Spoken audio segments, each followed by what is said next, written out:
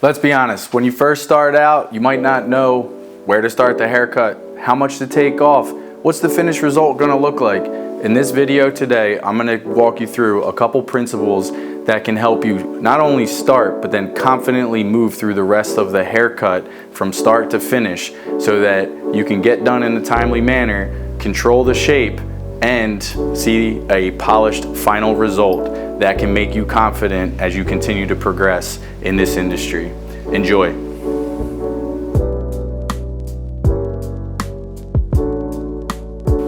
All right guys, one of the things I'm finding that my students are struggling with right now is where to start and how where you start connects to the rest of the haircut. And let's be honest, it's very difficult.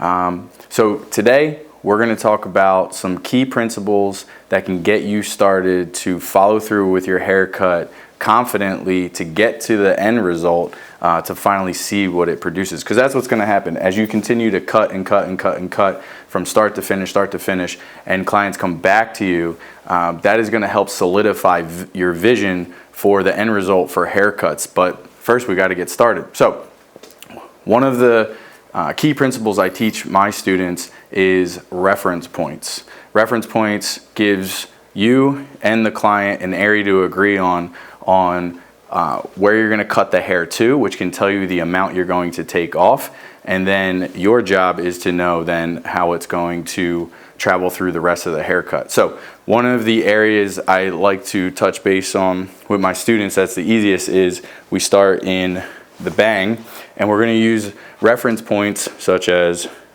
tip of the nose, bridge of the nose, the eyebrows, and then the forehead. What I want to share with you another key point is the area of the head in which we're going to section the bang out so that every client that sits in your chair, you can repeat this process over and over again. So let's start with that. The top hairline, where that meets the side, is called the recession points. So from recession to recession, we are going to do a radial section across, pull the bang down, and then use a reference point to cut our length, which will then move to the top. So let's start with that. The reason I like using this is because when a client sits in your chair and you use these markers, such as the recession points, everybody has them. Now the way that the haircut gets tailored to that client is you're using their recession points, which will complement that, not only the haircut, but their face, their hair, and the overall style for them. So as we can see on this mannequin head, we're about eyebrow level. So we're going to use the reference point of above the eyebrow or mid forehead. So we're going to come in and cut a guide. We're going to say that this client wants their bang to sit about mid forehead. All right? The other question that I really like to ask first-time clients that are in that can help you too is, when was your last haircut? Why do we ask when the last haircut was? We know how much hair can grow in about a month.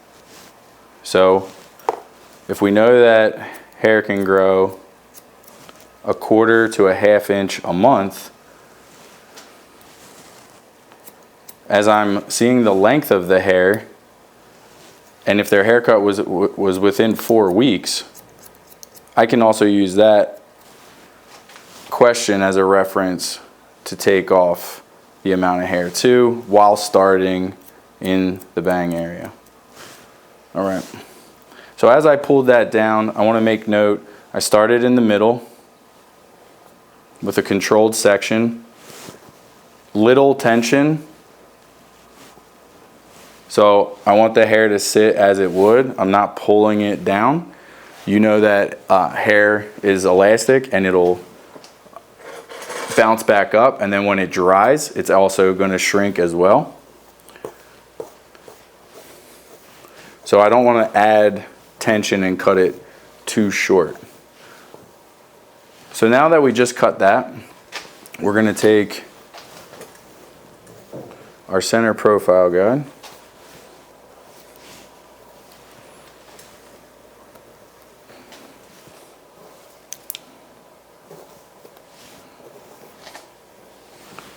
and then as we hold and pick up this bang, it's going to tell us exactly what to do on the top.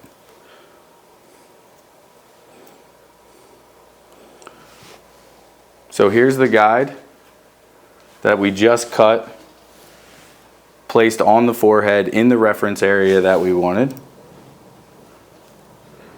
Now we're picking it up and connecting it to the top. So from here, what I need to pay attention to is my cutting angle.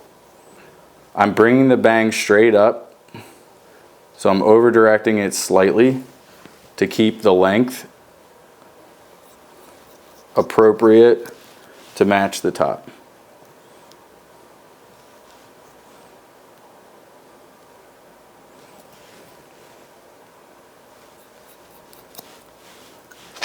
As I'm walking this back, I want to point out a few things that I've noticed that my students have been struggling with. They're not placing the comb perpendicular on the scalp to scoop, and they're not using enough tension between their pointer finger and their middle finger to hold the hair properly to be able to come up and get level and parallel, again, to create a consistent guide all the way back, which is going to create a consistent shape in the top. Once that's done,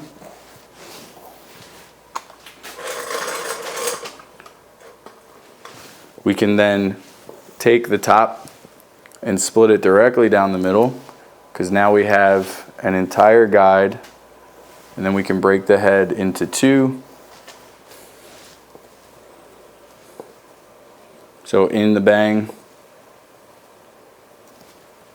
I have a guide from the middle, I have a guide from the front, and I can walk that all the way back.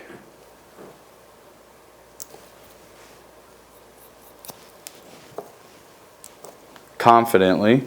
And that's the key thing here, guys. I find that my students are kind of guessing and hoping that the haircut doesn't get messed up. And what I'm sharing with them is, again, starting with a reference point for this particular class today. We're talking about starting in the bang and doing the top cutting and walking that back. Once you make that first cut, you're following your traveling guide.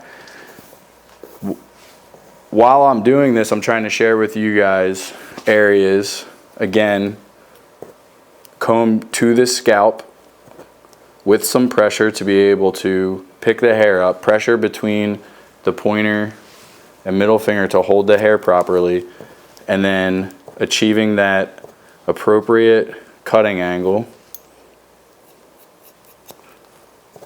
You can move through your cutting confidently. There's no guessing.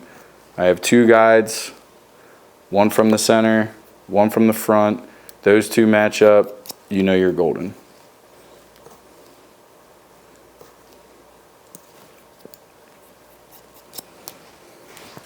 So this is one way to use a reference point.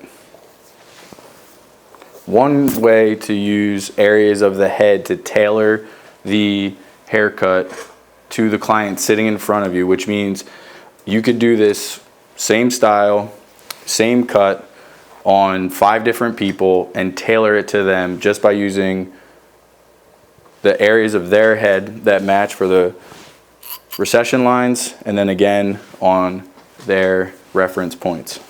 Everything else is following through with the skill that you're working on with your elevation and your cutting angle. what you'll achieve from this, again, the bang will sit flush with the shape on top. And an example of that would be my haircut. What I like about this again is that the bang sits in this shape straight across. What I find a lot of times is that the bang will sit short, and then there will be, it will come up, and then the hair will go, the shape will bounce up again, and that is because the apex is higher than the bang.